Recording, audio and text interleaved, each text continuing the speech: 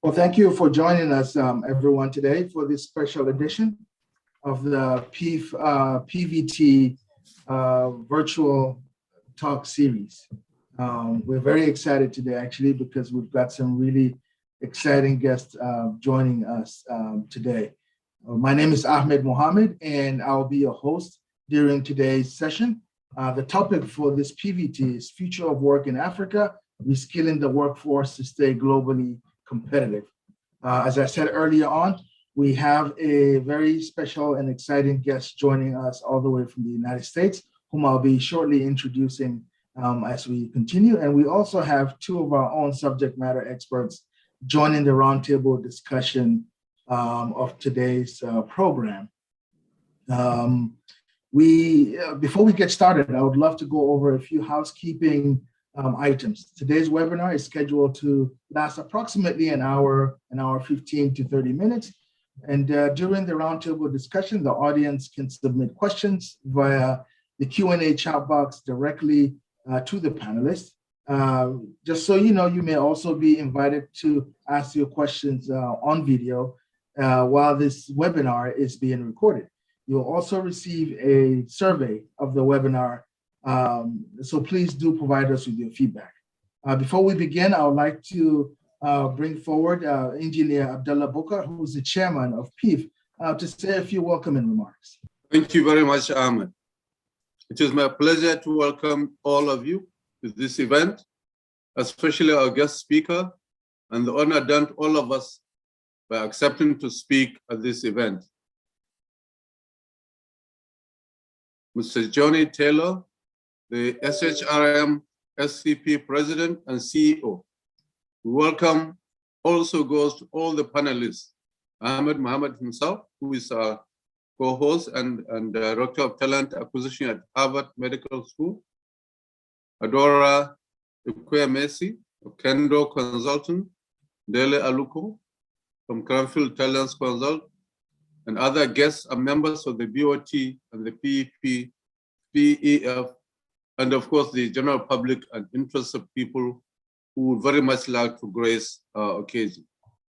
SHRM-SCP with over 300,000 members and in over 6,500, the largest HR professional association, infecting more than 115 million workers, at the breadth and knowledge to address any gathering on the specific topic that we have listed for discussion today. So we thank you very much for accepting our invitation and honoring us today. Our foundation, the PEEF organization, and our own guest quest for contributing to the excellence of our workforce and its relevance in the current and future engagements is eager to advance all avenues that will ensure our preparedness for the future working environment. It has been our tradition to foster session encounters that shall guide and enliven discourse on topics that clearly define what we should ensure we do and we do not forget, and structure it such that what we're able to do is to provide for the societal needs for the coming generation. As we have seen in the last 18 months, a new way of addressing workplace has emerged.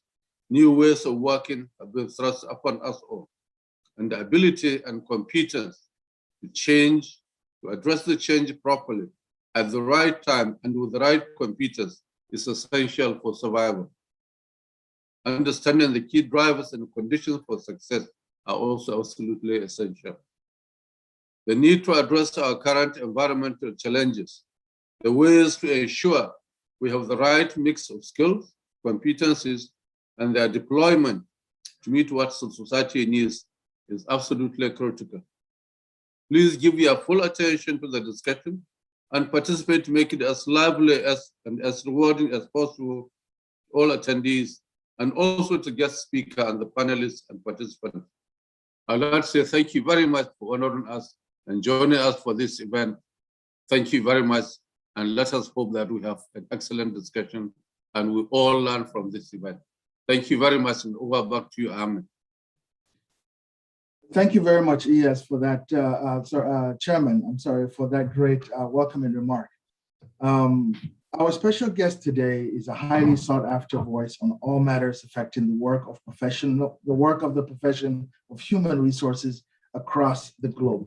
He's frequently asked to testify before the United States Congress and authors the weekly USA Today column, Ask HR. He was appointed chairman of the United States President's Advisory Board on Historically Black colleges and universities, and served as a member of the White House American Workforce Policy Advisory Board. He is a trustee of the University of Miami, governor of the American Red Cross, and member of the corporate board of Guild Education, ISIMS, and XPO Logistics. He's also the author of the book Reset, A Leader's Guide to Work in an Age of Upheaval.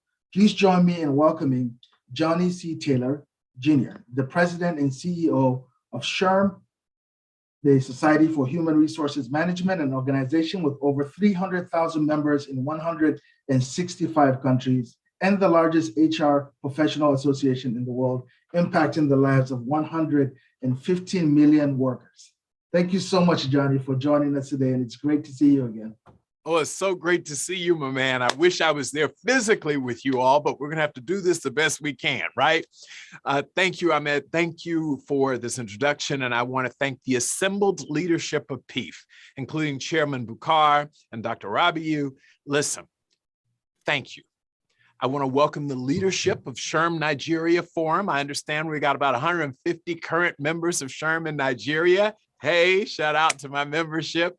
And again, thank you all. I understand today you have an audience of about 500 people joining us virtually. And I hope that I spend the next 45 minutes or so shedding some new light on some information that you may or may not have been aware of.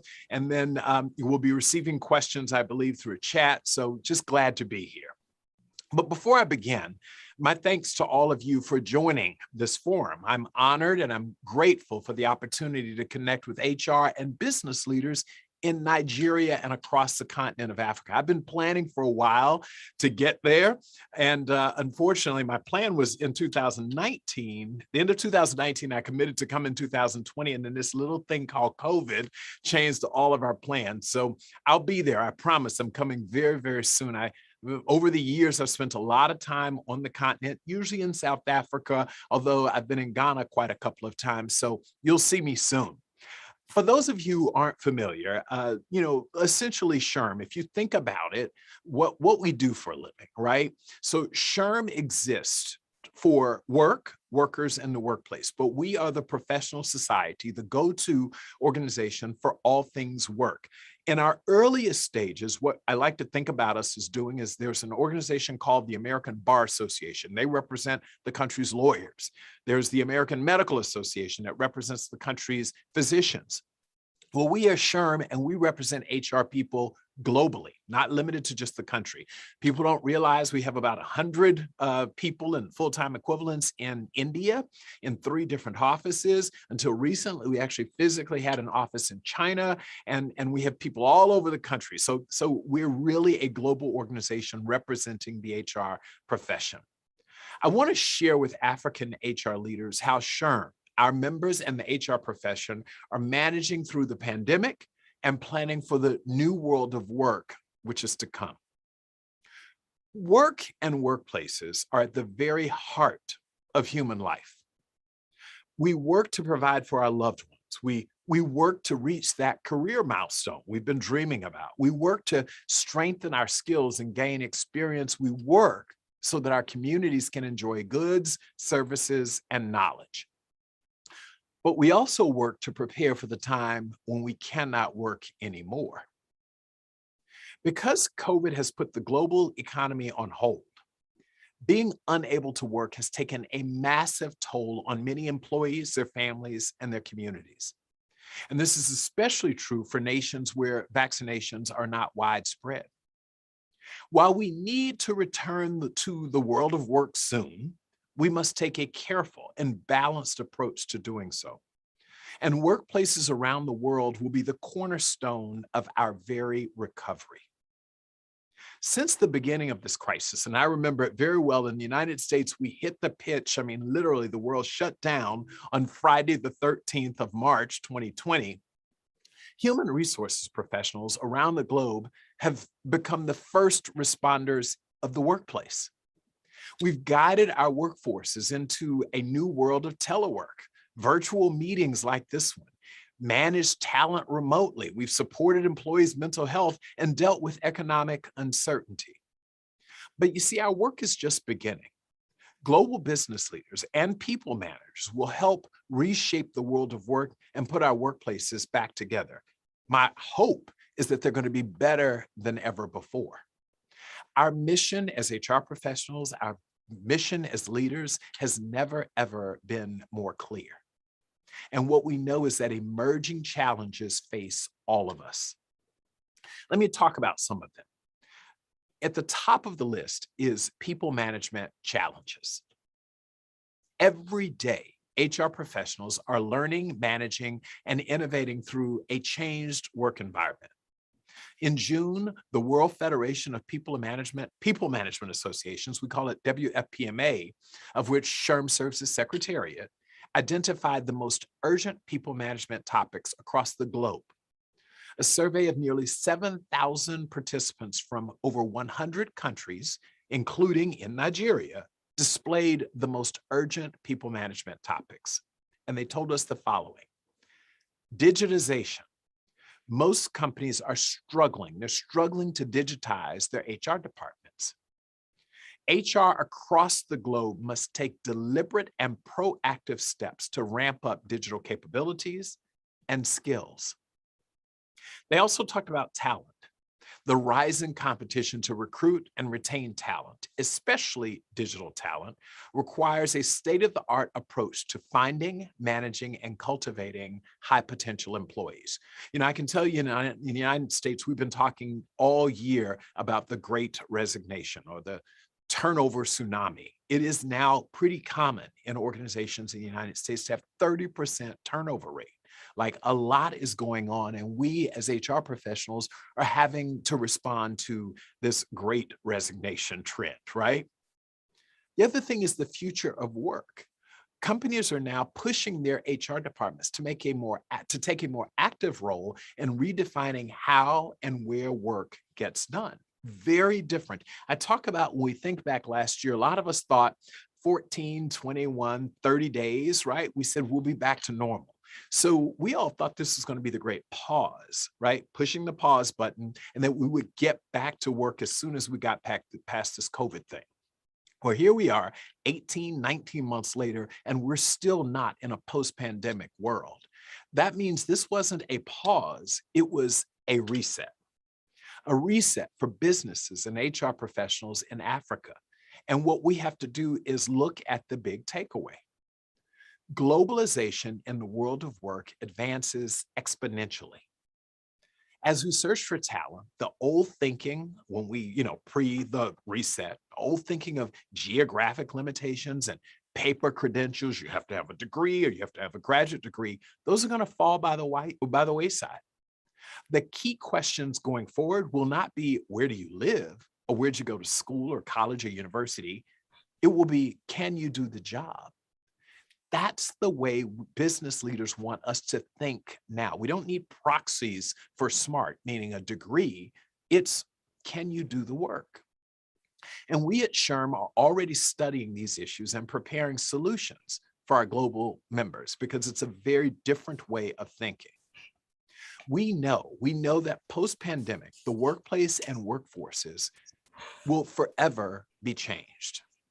And so we want to talk about how they changed. One of the things that comes to mind right away is remote work. COVID has forged a new attitude about remote work. This idea that I can only hire people who work within a 50-mile radius of my office. Not so much so, or 75 kilometers of this big, hub city. That doesn't work anymore. And there are huge advantages to that, specifically remote work for African businesses. First of all, you can save money. I know right here, having fewer employees in the office means I'm spending less money for rent. I'm spending less money for electric and water and all of those things that come with bringing people into your building every day. I know also that it's easier. It's easier to recruit skilled workers across the continent rather than just within a particular radius of, kilometers within your offices. And it's easier to train workers to share with the rest of the world. So we don't have to have people coming in for major meetings all of the time. We can actually train them virtually. But I want us to all be aware, though, there are risks to this also. There are some downsides to this virtual world. It's easier to lose talent too.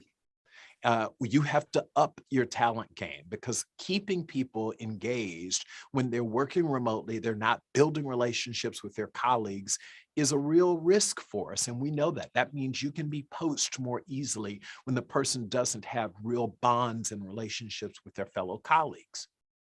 There's also a danger of lower productivity and burnout.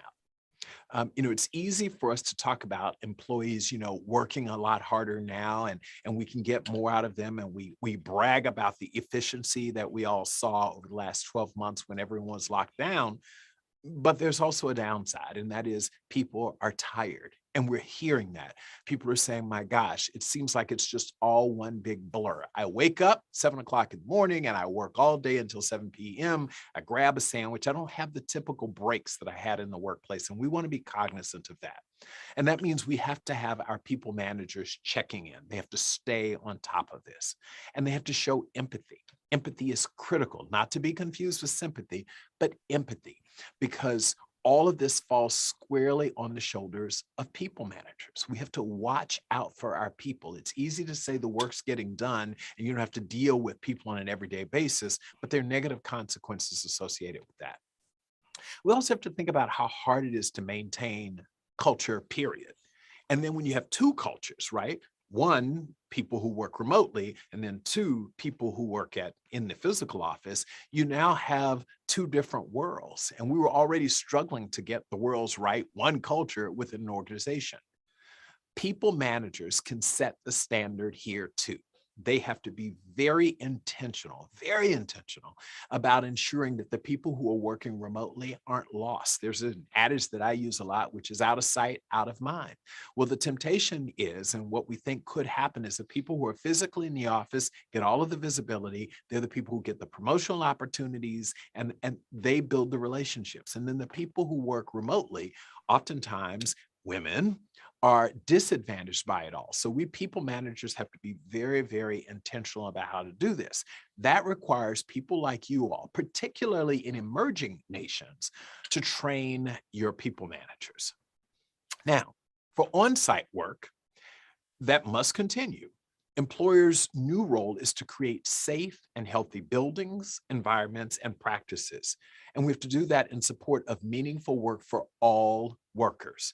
One of the things that we oftentimes ask employees is, what would make you feel comfortable coming back to work? Well, first of all, they want to see a number of their colleagues there. They want to know that those colleagues are healthy and therefore vaccinated. And they want to know that their employer has the appropriate protocols in place to give them the appearance, the sense of safety.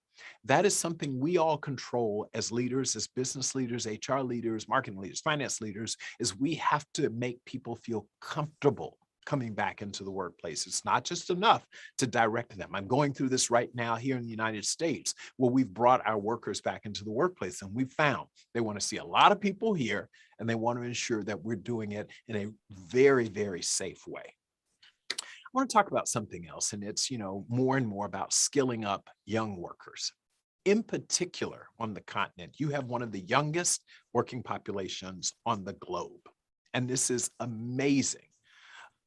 But you still have a skills gap. The assumption is young people automatically somehow have all of the skills. Well, that is a major issue in Africa.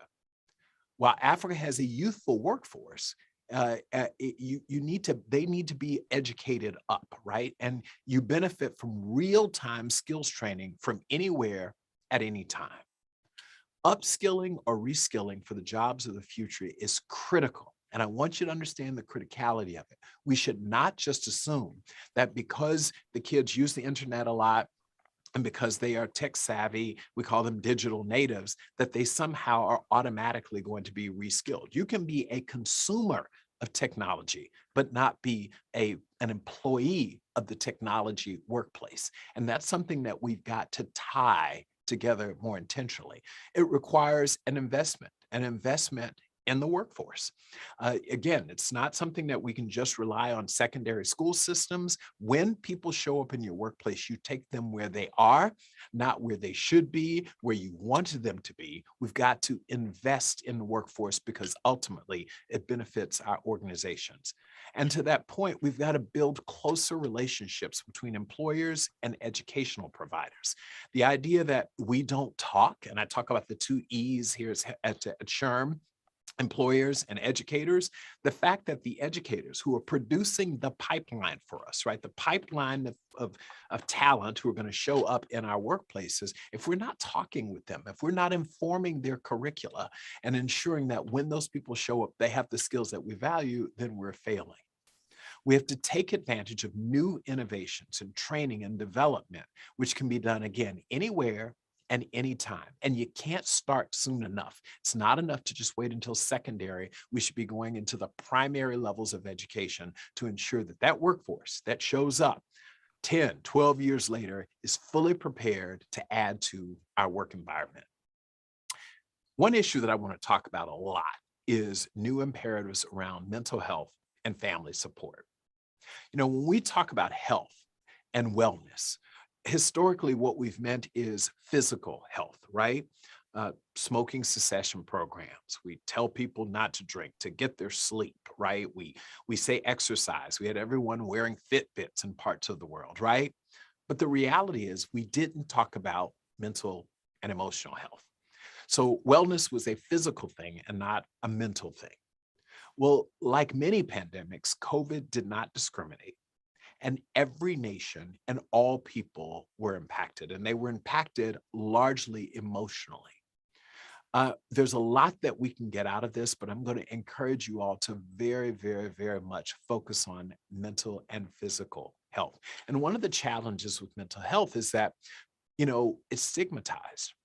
It's amazing to me that we will, when someone, and I'm going to use this as an example, you can have a person who has smoked their entire life, right? Smoked cigarettes or smoked anything, but smoking cigarettes in particular. And then they come down with cancer. We all rally around that person. But when one of your colleagues has an emotional breakdown and begins to suffer and shows signs of stress, we're not as sympathetic. We're not as empathetic. We judge them. And that's because we have a stigma that's associated with mental health. For HR, this means we have to spur discussions on the importance of mental health and wellness, especially in the workplace. HR leaders can and must champion change in the workplace. We've got to advocate for employee support services that include mental health. In the US, we often provide special EAP programs, we call them employee sort of programs, assistance programs, and that's to help you make a phone call, but we limit it. You can call 2 or 3 times a year and you get a few visits to a mental health person, but if you're not well after those 2 or 3 visits, too bad. Well, again, we would never do that when it comes to physical health. If you go to the doctor and you remain sick for 2 or 3 years, we let you go back as much and as often as you need to until you get well. We've got to do the same thing when it comes to mental health services for our employees. Now, another aspect of the pandemic that we need to improve is employee support systems. This will not be the last crisis we're going to see in our lifetimes. And as the African proverb says, it takes a village to raise a family. We in the West can learn from this wisdom, especially when withering through storms like a pandemic. Yes, some of this is daunting, but it's also invigorating. What we do right now is the most important thing. I say this to HR professionals all of the time. This is our moment. Forever, we have made the case that we need to be right at the center of the table, that we need to be at the table. And now we're there. What we do know is that nothing will be the same going forward. As business leaders, we have an exciting, I believe, once in a lifetime opportunity to shape a new world of work that works better than ever and for everyone. See, this is our opportunity to reinvent, to reimagine, and to reset. I want to share with you something I did over the last 15 months when I was literally on lockdown, stuck in the house with my 11-year-old daughter, is I began to think a lot about what the world would look like after the pandemic. Initially, again, I thought 30 days, 60 days would be back to normal. And after several months, I realized that life would change forever. And I began writing a book, frankly, and the book is called Reset. I'd ask you to consider picking up a copy.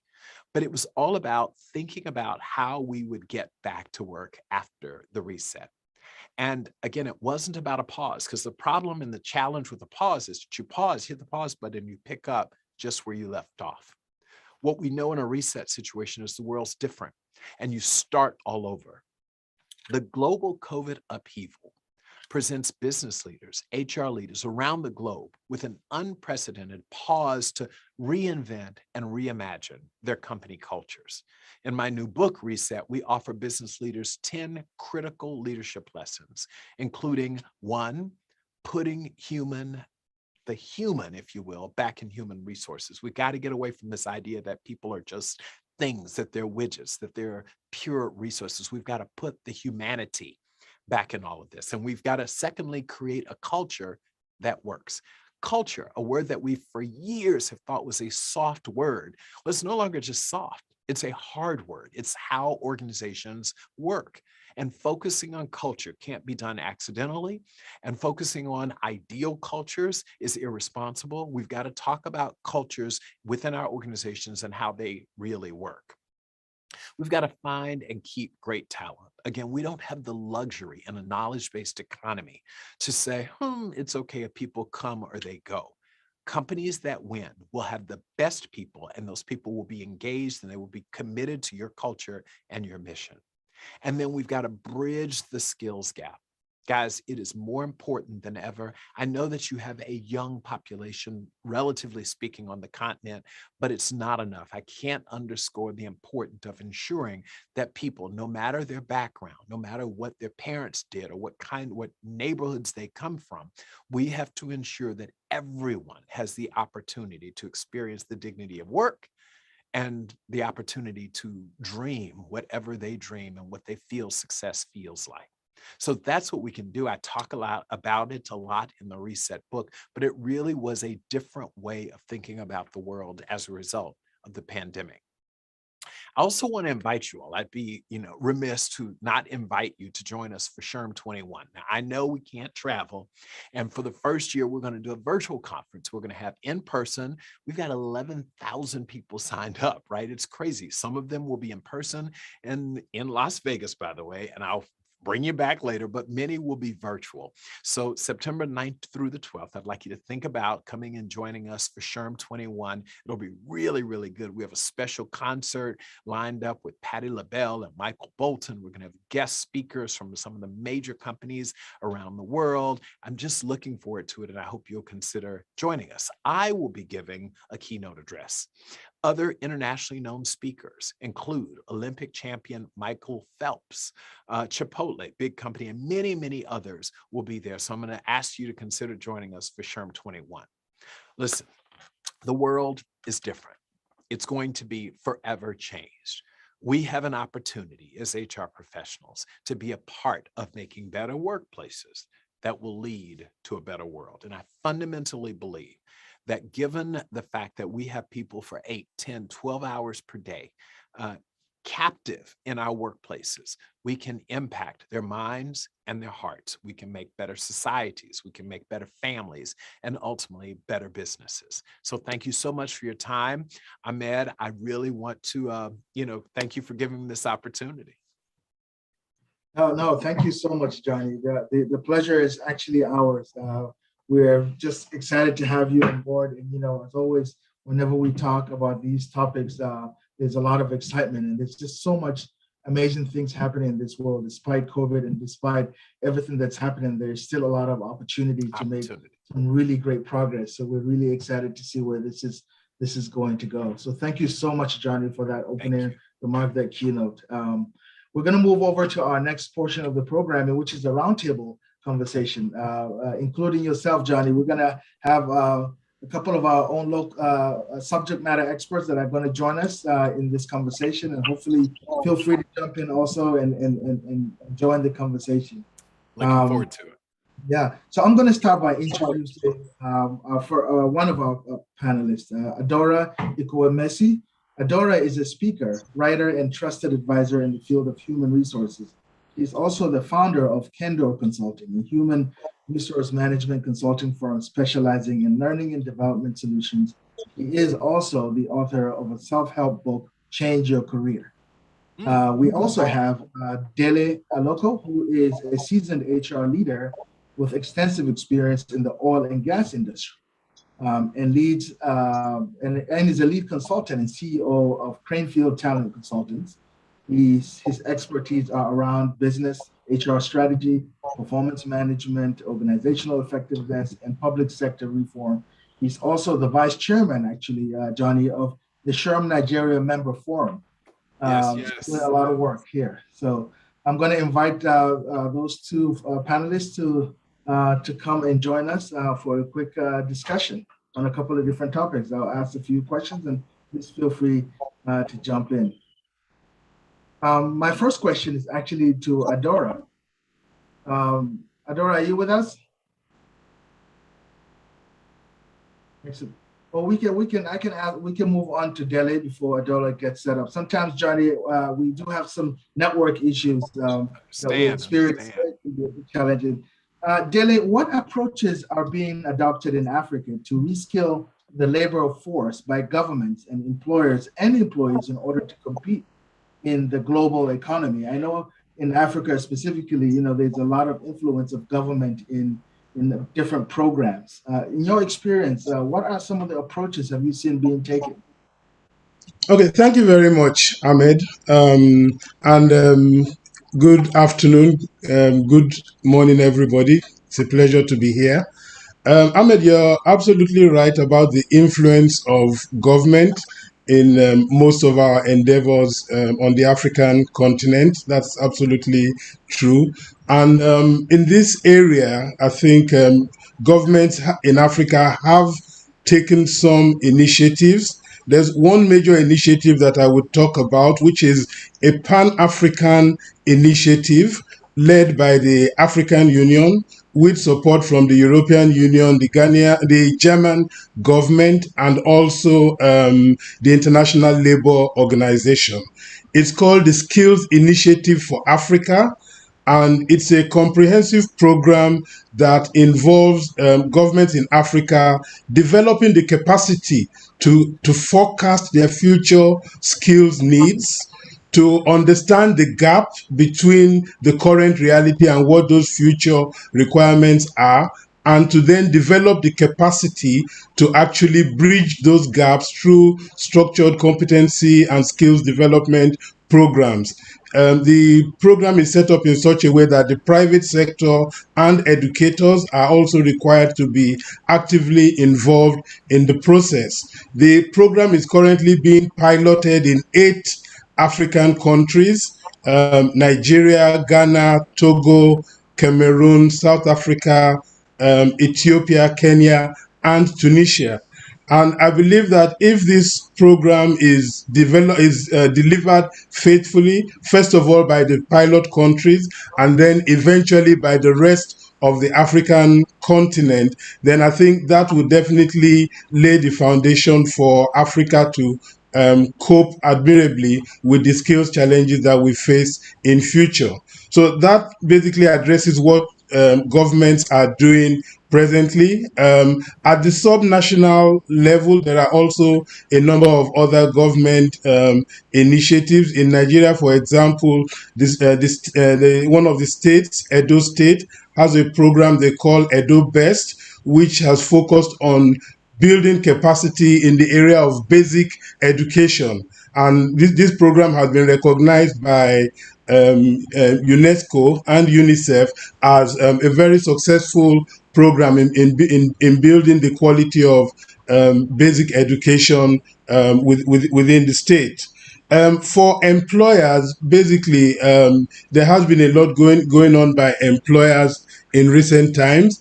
Particularly, I think there's been a strong focus on developing skills through internships and apprenticeship type of programs, sometimes supported by government, sometimes run independently by organizations in the private sector. So that has also helped. Like Johnny said earlier on, organizations need to take their employees as they are and not necessarily as they should be.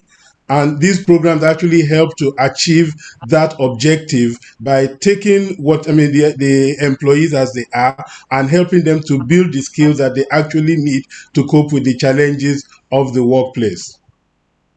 So those are some of the things that are being done. And then at the individual level, at the level of individual employees, we see a strong focus of people trying to, one, build their academic capability by continuing to acquire additional educational qualifications, and then also building their skills. And I think that's one area in which the COVID pandemic, I think, has drawn a very positive response from workers in Africa. People have actually taken very enthusiastically to online training platforms, and a lot of people use the opportunity of not being required to go to work or be in the office, or in some cases people lost their jobs and they used the opportunity to take on a lot of online learning interventions that have helped them to build the skills that they require. Thank you. No, thank you so much, Dele. And I know it's interesting you mentioned, a lot of the work that's been happening in these other spaces. And I'm wondering, with an organization such as the SHRM, and also in partnership with local forums such as the Nigeria Member Forum, what are some of the things? I know Johnny said there's an exciting conversation, maybe happening about potentially coming in and doing a much more extensive work in the continent. I'll be curious to understand a little bit more of how, SHRM, the member forum, can take advantage of SHRM's resources beyond just the individual resources, but also how can they take advantage of resources that can help them participate in these much greater conversations, not just in Africa as a whole. Yeah, thanks for that. You are absolutely right again. I'll give two examples of how we in the SHRM Nigeria Member Forum have leveraged on the global resources that SHRM provides to help us in this regard. First of all, when the pandemic broke out, it upset the entire program that we had mapped out for the year last year. And what we then did was to set up a series of initially fortnightly webinars. We've now scaled it back to monthly. Yeah, and we had a lot of support from SHRM in shaping those webinars, in identifying topics for discussion. I mean, it could really be tough coming up with topics to discuss on a fortnightly basis, and to try to ensure that those topics remain relevant and topical. So we got support from SHRM in that regard. We got support from them in terms of providing access to research materials and content that we could use to enrich the programs. So that's one. Then secondly, over the last 6-7 years or so, we have been involved in a global program, again, one that is run by the International Standards Organization, and this is a project for the standardization of human resources practice, and it's a project that SHRM supports at the global level, and we have gotten involved with that in partnership with the Standards Organization of Nigeria and also the Nigerian National Human Resources Professional Body, CIPMN. So we've worked together with these bodies and contributed very actively in defining global standards for human resource practices. Ahmed, if I may jump in here too, it's really, for those of you who are listening and you're HR, watching and you're HR professionals, one of the things that we've seen, especially since the COVID-19 pandemic, is that our business leaders have a new expectation, an elevated expectation of the HR profession. And so while we are generally always talking about our people, our talent, our employees, the only way we can serve properly is if we've invested in ourselves as a profession. Think about it. If you were a physician who pre-pandemic didn't really understand what COVID-19 was, what are the right treatments, how do the variants work, you're constantly upskilling and learning so that you can stay ahead and provide the latest, right, in your profession. Well, one of the things that we do with our colleagues in SHRM, the Nigerian Forum, is we're trying to equip HR professionals with what they need to do to be responsive in a post-COVID world. And so the HR that you practiced 5 years ago doesn't work. Frankly, the HR that you practiced 15 months ago doesn't work as effectively anymore. And our business leaders are demanding that we as an HR profession step up. So I think that everyone here should commit themselves to upgrading their HR proficiency. Again, just because you were great a year and a half ago pre-pandemic doesn't mean your leaders are going to think that you're great now, because the pandemic threw all sorts of, twists and turns at us. And so we're separating in this profession people who are great and people who are good.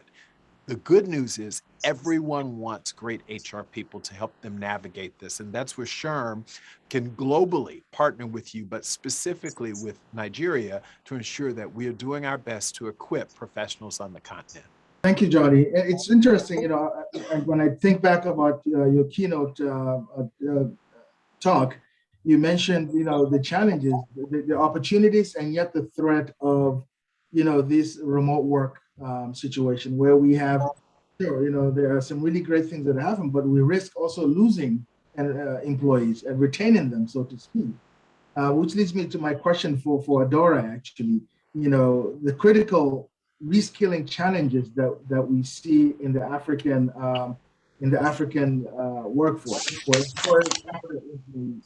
There's a real challenge in staying competitive, both locally and also globally, because we are losing talent to not just other African continents, but to the world, rather than bringing the world to Africa. So Adora, what are some of the critical reskilling challenges you see in your work within this space? Yeah, thank you for that. So the challenges. What I see, to address this concern, what I looked at it from both the employer and the employee perspective. And for the I was listening to John when he spoke, and he made some very, very, very interesting points, which I am going to actually speak to, because I couldn't help but. One is what he called the 2 E's, the educator and and the employer. They're not speaking. So I find that a big issue is the pipeline. Just like you said, sorry to repeat what you said, but it's so true. Because for a lot of employers, when people come into the workforce, they're not prepared. And this is a challenge that, employers have faced. And anyone who runs a business or works or consults with, clients knows that this is a big issue in Nigeria.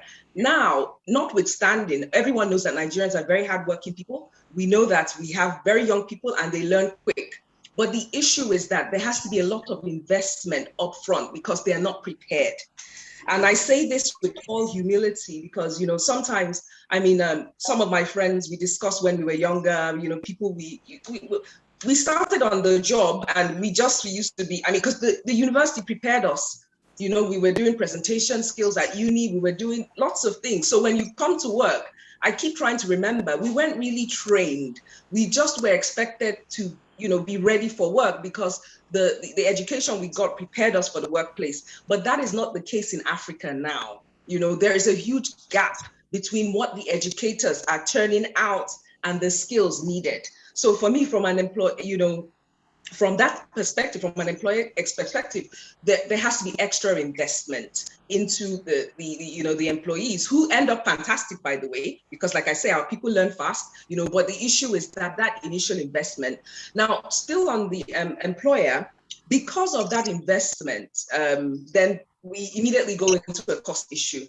because we know that 84% of businesses in Nigeria are small businesses. And when I mean small, I mean micro, I mean really, really small.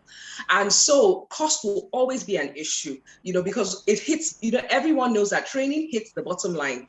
And when people are fighting for survival, and when people, small businesses generally have only one, one paycheck. When they can only fund 1 month of salary at any given time.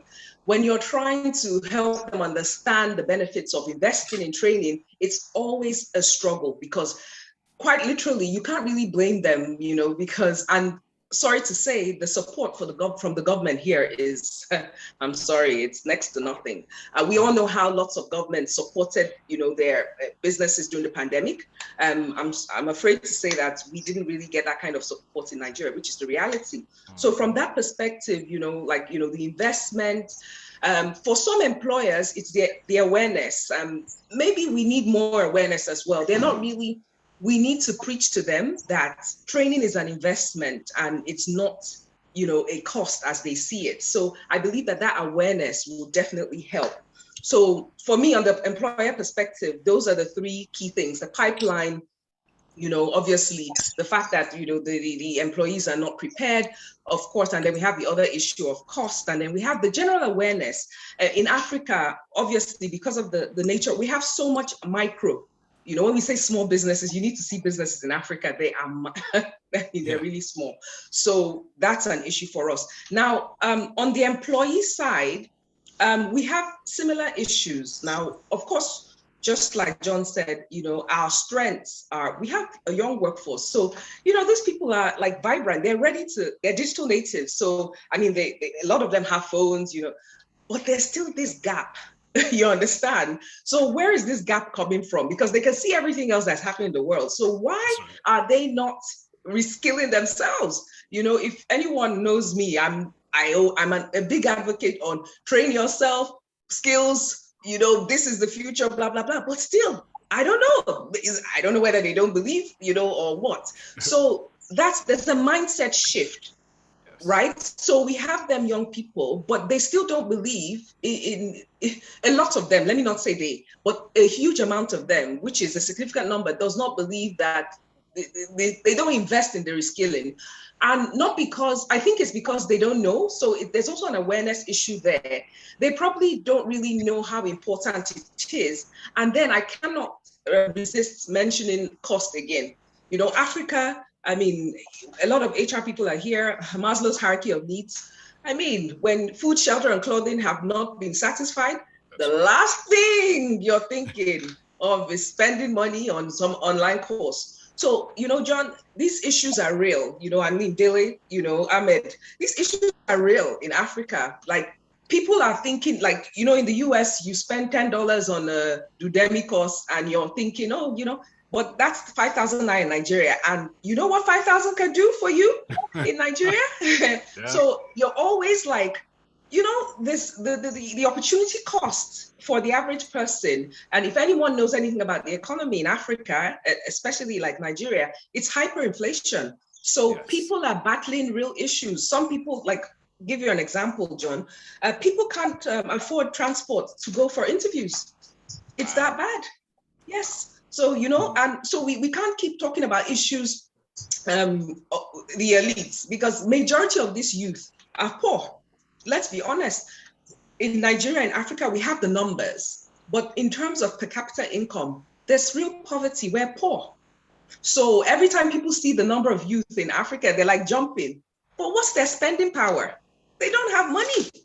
So, like, if you're not selling noodles, then you're not selling basic necessities, the revenue, training and education, the truth is that even though we have the numbers, it's very difficult, because every time these people have to be making a decision between their livelihood and training. So we need to raise that awareness. We need more bodies investing in, in these kind of initiatives. I don't believe in charity, sorry to say, because, I think charity makes people poorer, and I think it actually supports. And so I don't believe in charity, but we need to find ways, private, public sector, partnerships, ways to make people have dignity while they work, even though they don't have the money. We just need to make it accessible, affordable. We need to do everything we can to make sure that education is not something that is for the elite. And unfortunately, in Africa, despite the current access our youth have to everything, we still,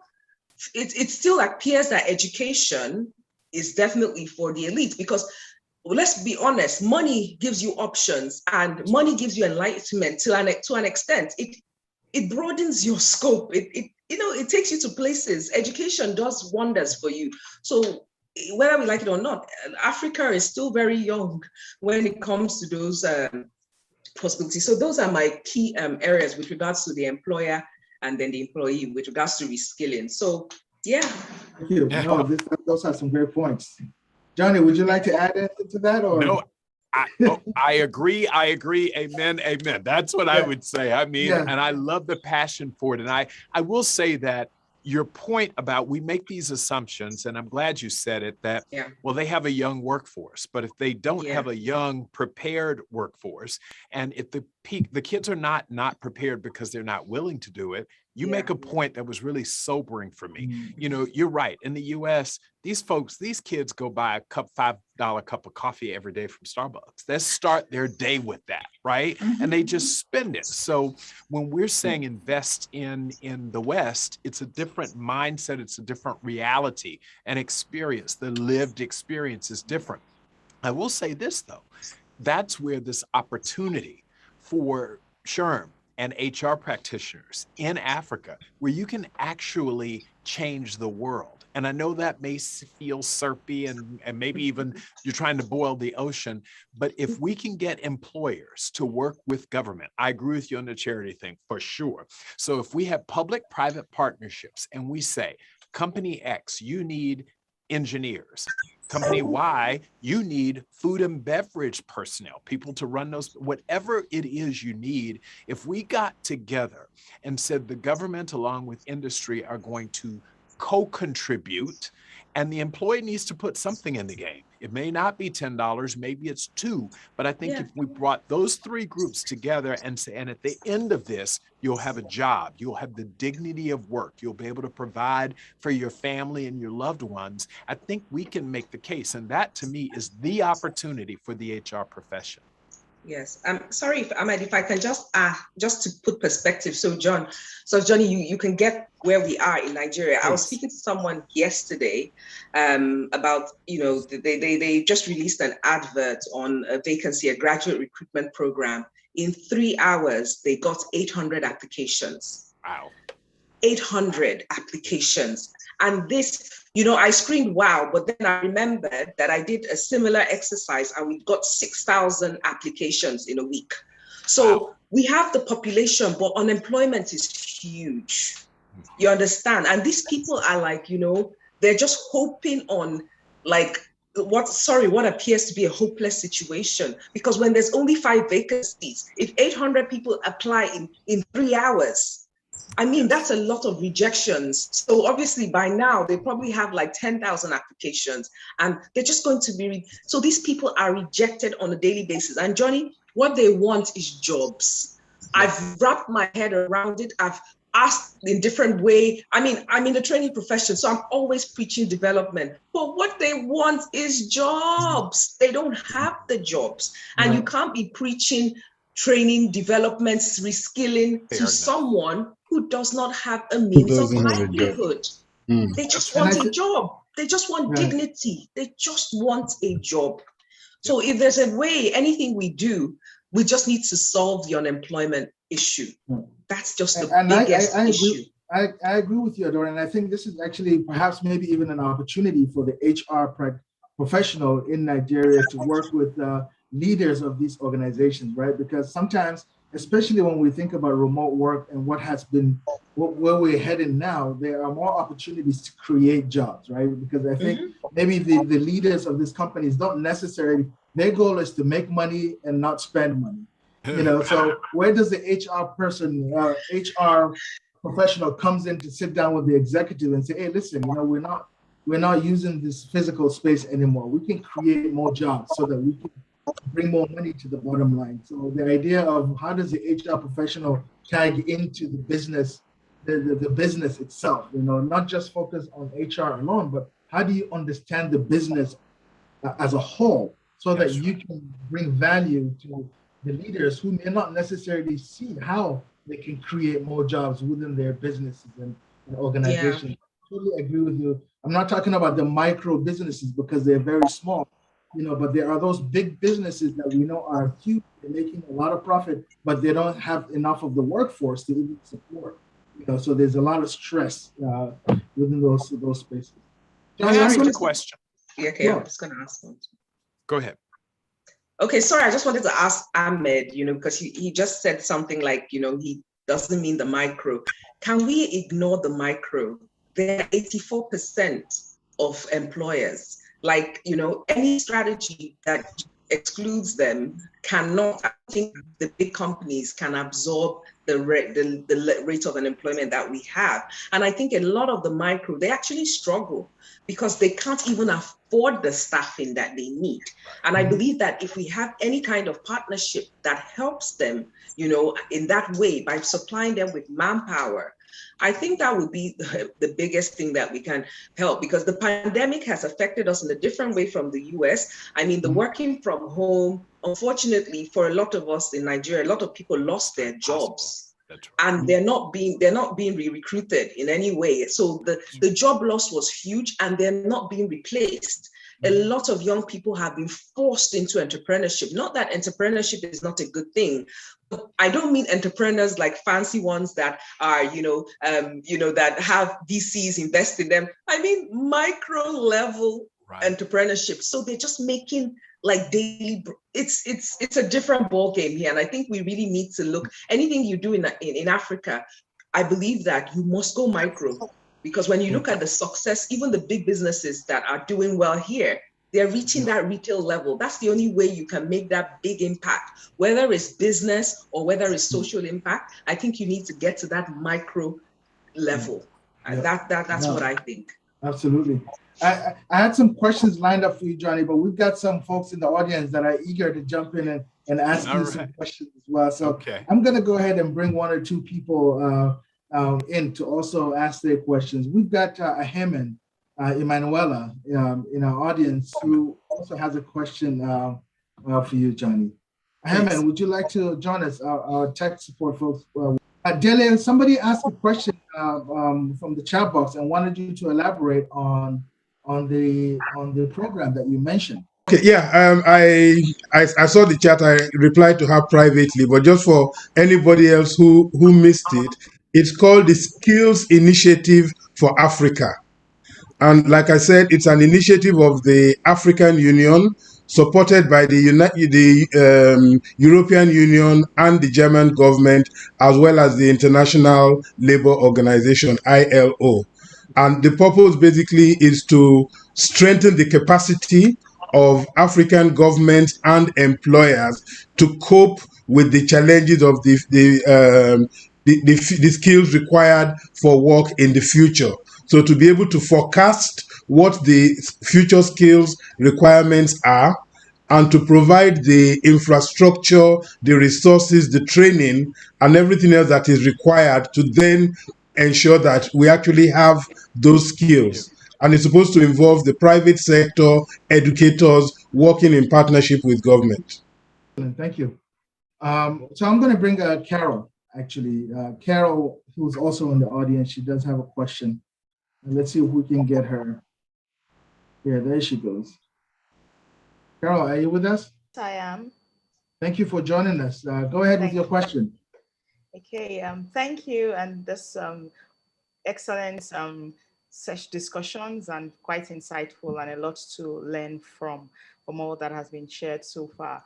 So my question would be, why are organizations failing at reskilling? So there's been a lot of conversation around reskilling.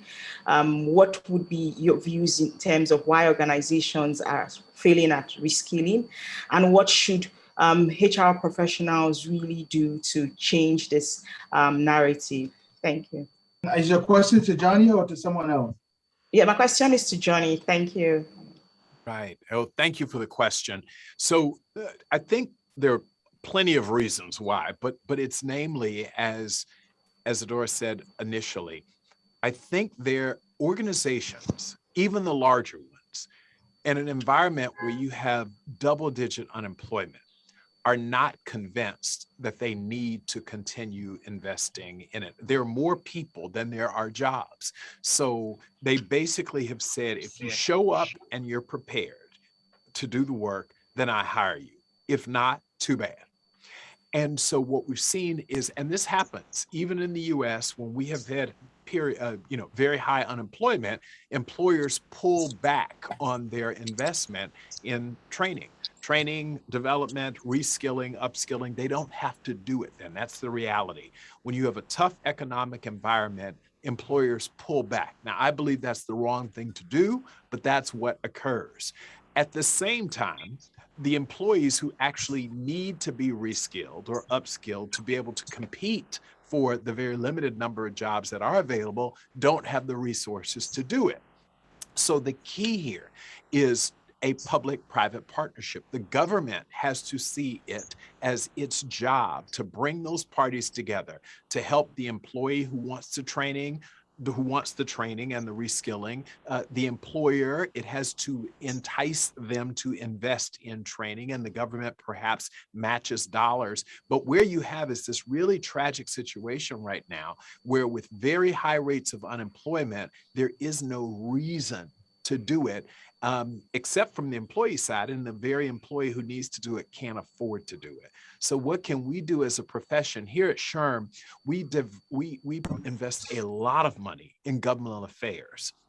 And people didn't understand that. When these things happen in the United States, and let's be clear, there are times when this happens in the United States. Employers are pulling back, employees can't afford to do it.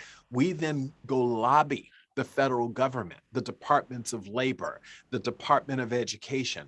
We lobby them to say, as the world's largest HR association, as the largest and most dominant organization in the United States, we need you, federal government, to push dollars into this, because when the economy takes off, and we won't forever have, record high unemployment, you won't have a workforce of people to supply the growth. The other thing we say, which is really important, is if 84% of your population feels disenfranchised, then what you actually have is an unstable government.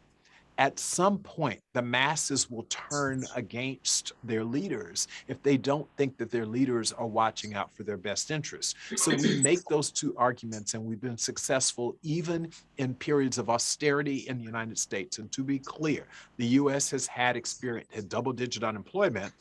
We then say to government, you must invest. That is one of the fundamental purposes of government. So that's what we try to do. But there's no other way to solve for it, because the money has to come from somewhere.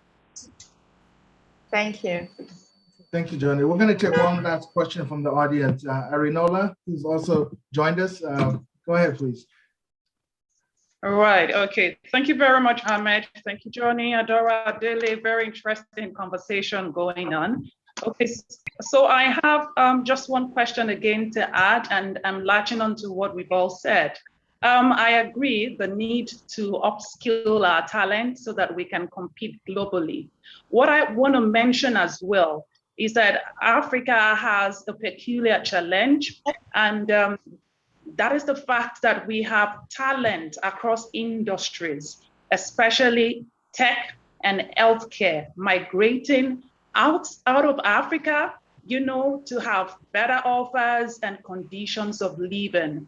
So my question is, whilst we are actively looking to upskill our talent, what would you suggest, what would you recommend that we also do to, manage this impending death of talent in Africa? Yes, so I was actually going to ask this question earlier of you, not so much. So what we're saying is, I wonder how much your government is investing in bringing jobs to Africa, because what we have found is that people want to be with their families. They love the continent, right? So they want to stay, but they have to leave for opportunities if there are no jobs. And so what we have done, and we do it here in the States, is our job is net to bring business there so that the jobs exist. You have a flourishing economy, people stay. One of the questions that I was going to ask Adora is, think about what India did. India had 1.4 billion people, serious levels of poverty. And so they were very intentional about creating a BPO business process outsourcing. And organizations started bringing their work. I know right now at SHRM, our call centers, we have outsourced those to a business in India.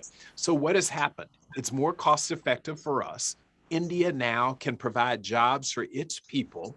Those people then want to stay in India, and there's enough money there for the people to then be skilled. And so we've gone from just answering calls to there's a lot of technology, for example, involved in call center operations. So you need technologists, you need people to answer the calls, you need people to respond in chat. Essentially, the government decided of India that it was going to invest in recruiting industries to the country.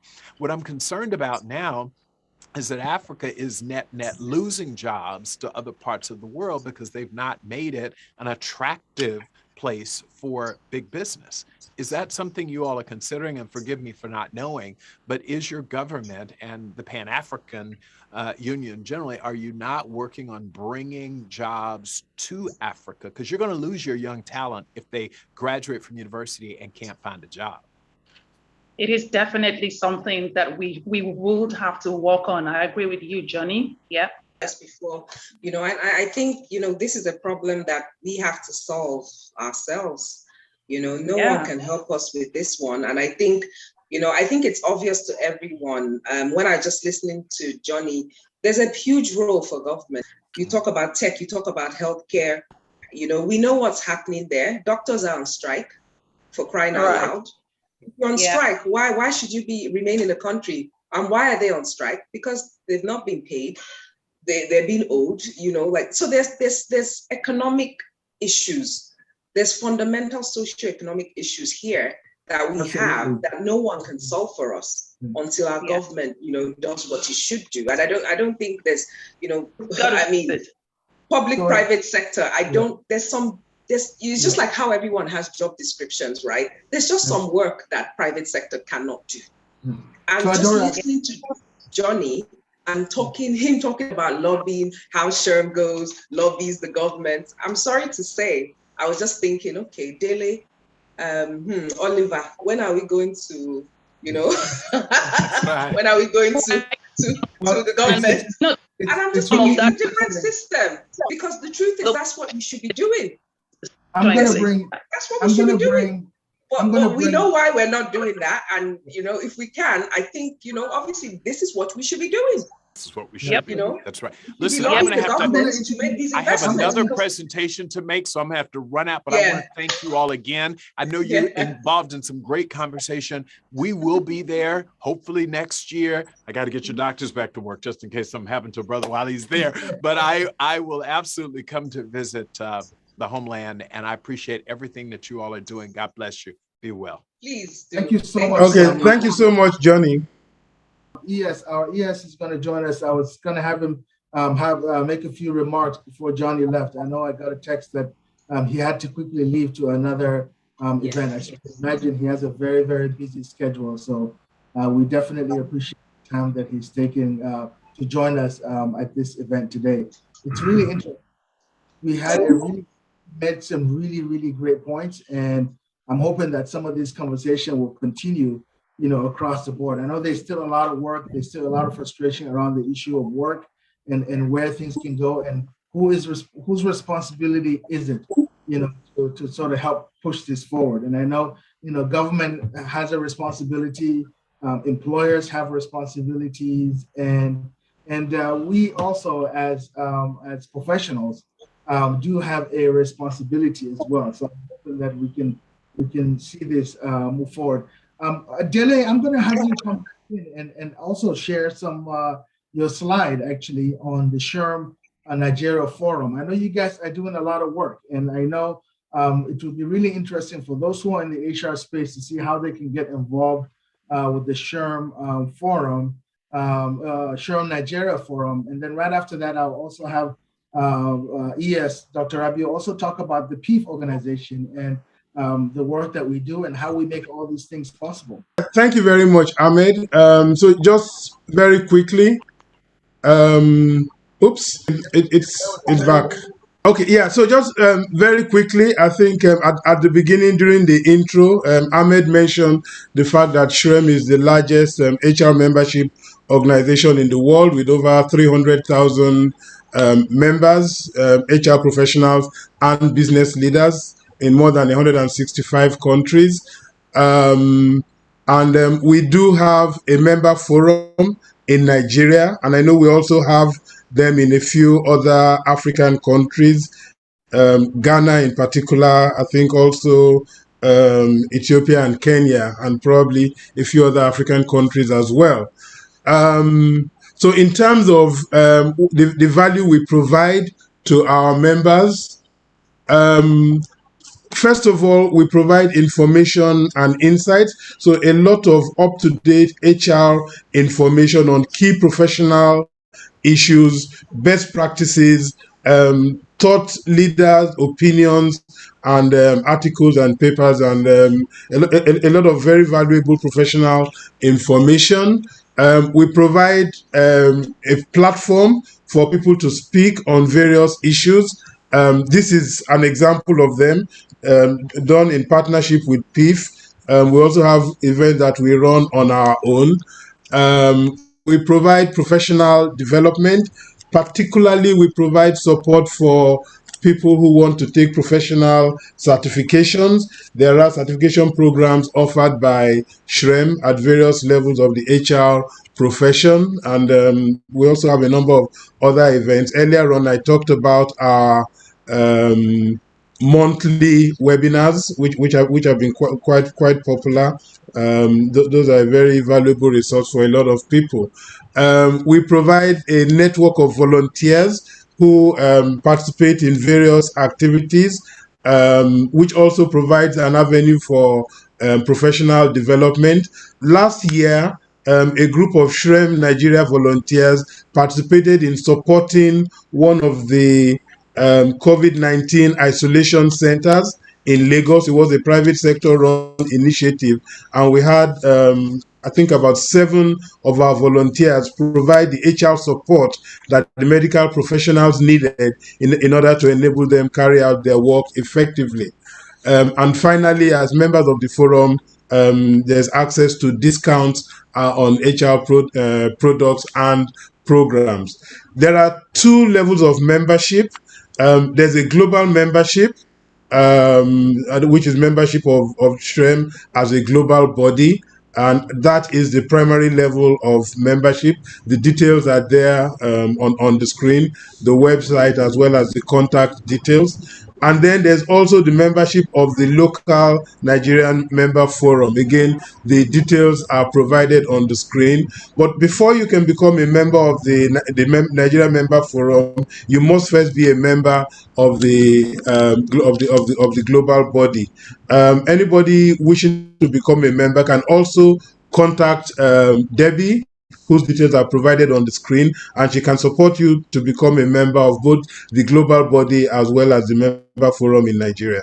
Thank you. Thank you so much, Dele. That was great. I'm sure there's a lot of information, and hopefully we can send a copy of this slide also to anyone who has registered in the event that they are looking to join this group.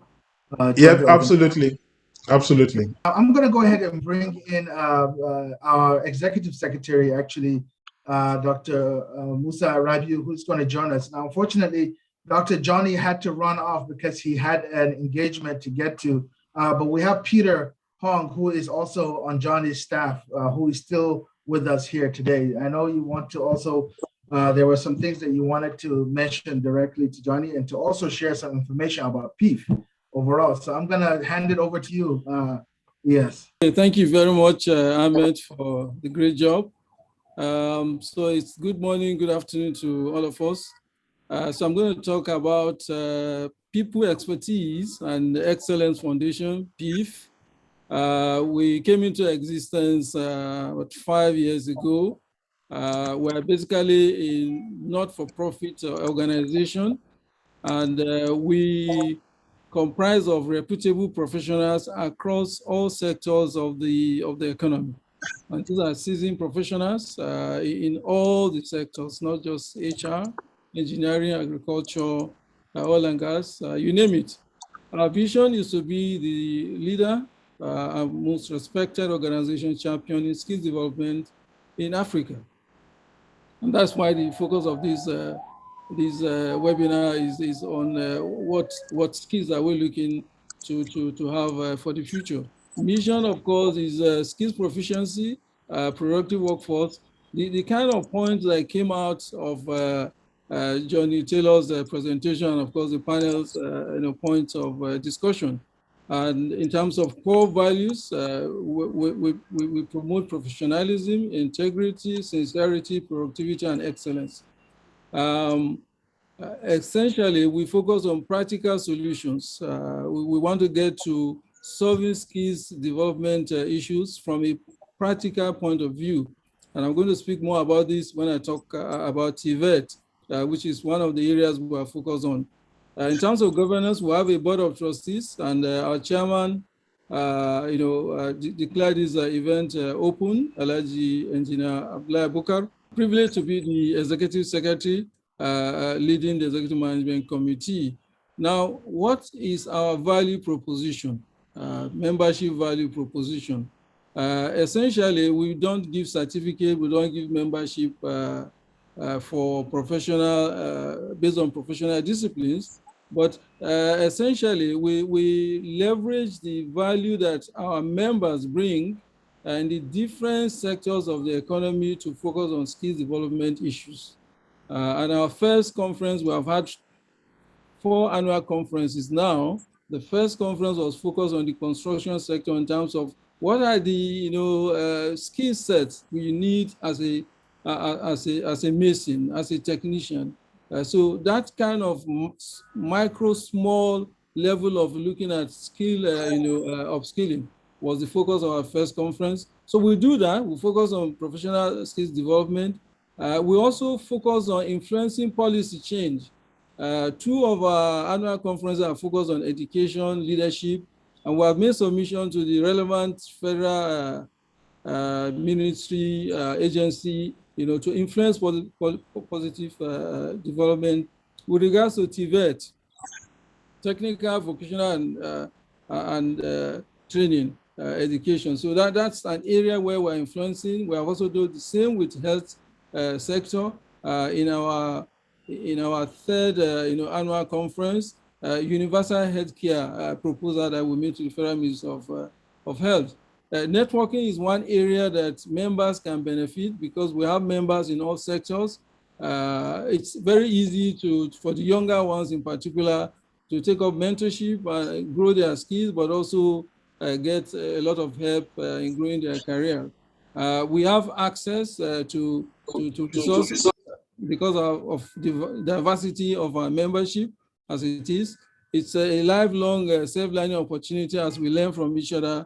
And finally, there is access to quality webinars like this one. We started the PEEF virtual talk this year, and so far we have had 3. The first one focused on technical education, vocational training, and the second one focused on the agri business, and this 3rd one is focusing on skills. So this provides, a lot of learning, a lot of knowledge sharing, free of charge to our members. So to join, you can send an email to the info at PEEF at the bottom there, and of course you can visit the website to get further information. So that is it. Please join us and contribute to addressing the issue of skills development in Nigeria and Africa at large. You are welcome.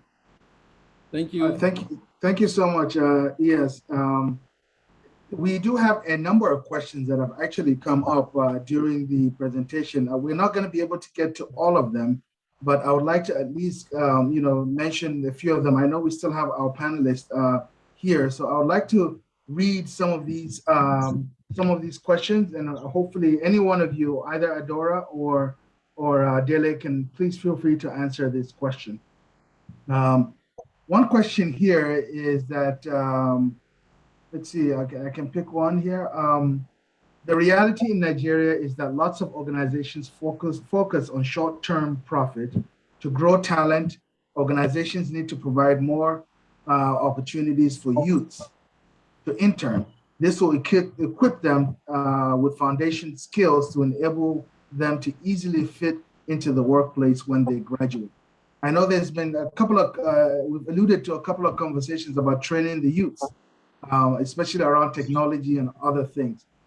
Is there anything that anybody on the panel would like to add with regards to making sure our youths are being sort of, or have access to training and to organizations? Yeah, so yeah, I'd like to comment a bit on that. I think there's a bit of a dilemma there because generally organizations, private sector organizations are set up fundamentally to make money. And therefore, in terms of employment, their focus is going to be on employing the people that they need to do the work. Now, at the same time, with the kind of level of unemployment that we have in Nigeria at the moment, I think youth unemployment is put at somewhere between 25 and 30%, depending on who you talk to. That's an extremely high number. And what that is a ticking time bomb, yeah, that could very easily lead to social unrest, which would then make the business environment untenable for those organizations. So at the end of the day, we all have an obligation to help to ensure that we have a society that works. And everybody needs to pull together in different ways. But I think fundamentally, the primary responsibility is on government to enact policies that create employment opportunities, that create the infrastructure that ensure that people have the education and the skills that they need to be employable. One of the big challenges many organizations face is that they go out there and, like Adora said, they get 20,000, 30,000 applications, and 95% or more of those applications are from people who are really not employable. So I think a lot more needs to be done to build that, to develop that skills base. It then becomes even more challenging when the skills that we knew that people needed in the recent past, set of skills are required for the future. And these skills are unfortunately not being properly addressed at the moment by the educational system. So the challenge is really huge. And I think, like has been said earlier, we all need to pull together: government, the private sector, professional organizations, and even multilateral agencies. Everybody really needs to work together to find a solution to this problem. Another question actually that came in was for organizations. We have somebody that we tried to get in earlier, but she couldn't come in through the video. But the question was for organizations, what does performance appraisal system and perhaps pay and types have to play in bridging the skills gap in the workplace? I know we've talked about a couple of different things, but it's really an interesting question because I do feel also that the performance appraisal system does have a role to play, especially from an equity standpoint. So I don't know, Adora, would you like to take that one? You're on mute, Adora. Let me unmute myself. Yes, so the most obvious link with performance appraisals and skill will be to promote and pay for skill. Okay, and we all know that performance management systems are basically set up to help the organization perform. Now, somebody performs if they are aligned with what was set or planned for them in terms of their performance. Now, if we want to ensure that training, development, skills are, performance criteria, then we must ensure that the performance management system plans for skilling or rewards skilling, let me put it that way. So people who are skilled, so obviously when you're planning performance, you make it clear that training and development, people are going to be rewarded for training and development. It's just like, and people are going to be promoted. So it's basically tying the reward system with the performance plans, the performance cycle. So you plan, you set up performance expectations around reskilling so that people know upfront that obviously they will be considered as performers, or, if they gain more skills or they develop these competencies. So it's basically linking, performance, which obviously we all know is linked, because the reason why you train and reskill is to obviously enhance the performance on the job. But to be more deliberate about it, ensure that people know upfront what rewards and the fact that performance they perform by having the skills, and then when they are able to exhibit those skills, they are rewarded accordingly. So that would be how I would link that. So your performance management, you would be very clear on what skills people need to develop in order to be performers or to be competent. So that would be like, relying on competency-based performance management systems, so to speak. Thank you, Adora. And with that, I would like to end the quick Q&A section. I know we still have quite a bit of questions, but unfortunately, we've run out of time. I would like to bring Dr. Musa back for his closing remarks and his vote of thanks. Thank you very much. I think it's been a very valuable time we have spent today, especially in collaborating with SHRM, the global team led by the president, CEO of SHRM Global, but also demonstrating local, partnership with the forum in Nigeria. And this is the way to go. It's not about doing it alone. It's about collaboration. Together, we will be able to achieve our set objectives. We have been privileged to have with us the chairman of our BOT, Engineer Abdullah. He's always there for us. Of course, been very privileged to have a very erudite speaker in Johnny Taylor. So I would just like to highlight a few points from the session, particularly the contribution by Johnny. Key challenges for us in Africa, and I think it's global, is about digitization of the HR function. So if you focus on HR as a value chain in the economy with digitization, we need to be ready as HR practitioner to have the talent develop in digital application of HR processes. So that's a key one, and that links into the future of work, where more will be about skills-based. Can you do the job? Rather than I have this certificate or have this membership. If it's professional membership, you can have it and may not be able to perform on the job. So the value addition is more in the performance of the job based on the skills you have acquired. So that's a major challenge that HR as a community of practitioners should focus to address. And I think to put into context with COVID and working from home, the issue of cultural dichotomy of those working at the workplace, those working from home is another challenge for HR to deal with. Because like he said, those who are working from the workplace will easily bond with the leadership and those who influence career. So how do we deal with that challenge? But also, if you are looking at talent mobility, if people work from home, they're available to move anywhere. So that's another challenge. How do we improve our employee value proposition to ensure that those who work from home will put in the same level of commitment and loyalty and stay longer with the organization? I mean, they don't have to, but how many can we retain? Because these days we talk about regrettable attrition. So people leave, but they are valuable to you. And sometimes money cannot change their hands to remain with you. So that's another challenge. But I think the session also gave us insight into the kind of things we should be thinking about as solutions, because PEEF believes in practical solutions. And Johnny did mention, investing in the workforce. So, and this investment has to be in terms of the skills development, but also in the well-being of the workforce. Putting in place employee support system that will show empathy, particularly in this COVID period, but even beyond it. So that will also help to improve the productivity and commitment of the workforce. But more importantly is bridging the skills gap among the young people. And I know the panel focused on this.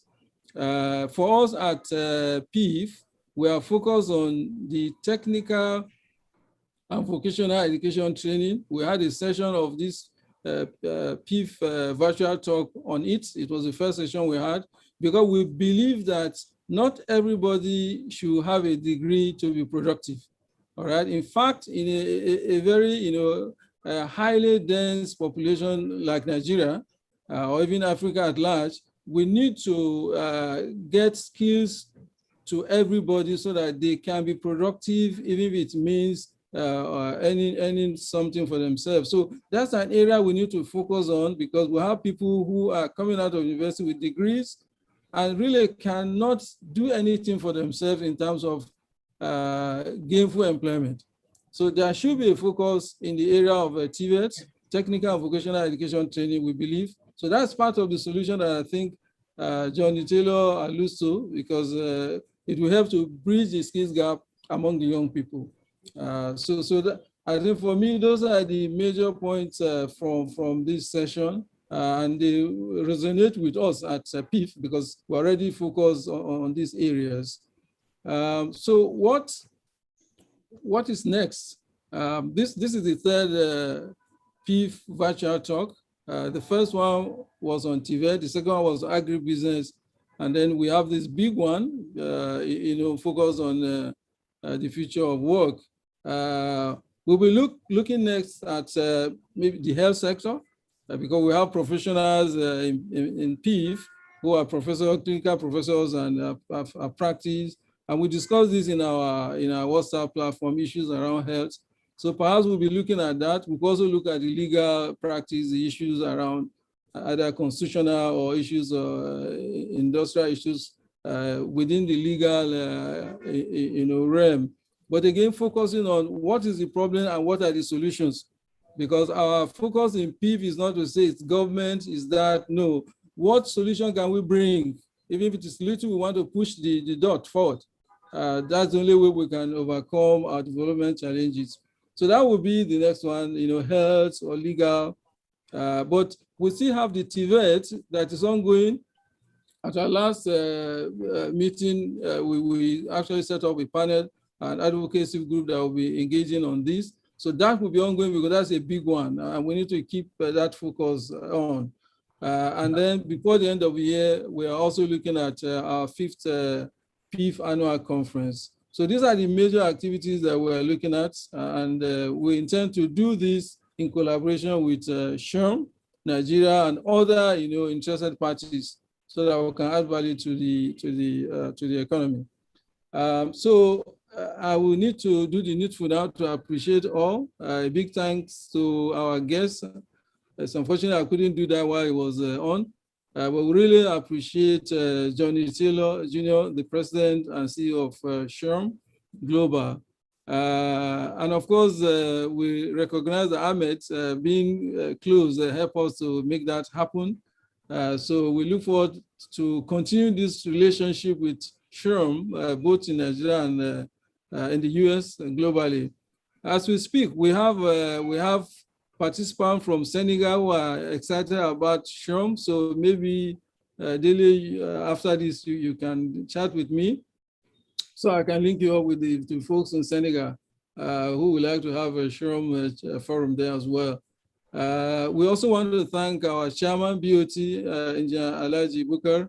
He's been a very staunch supporter of PEEF. Of course, he's a seasoned professional, an engineer, and a management guru as well. So we thank you, sir, for your support.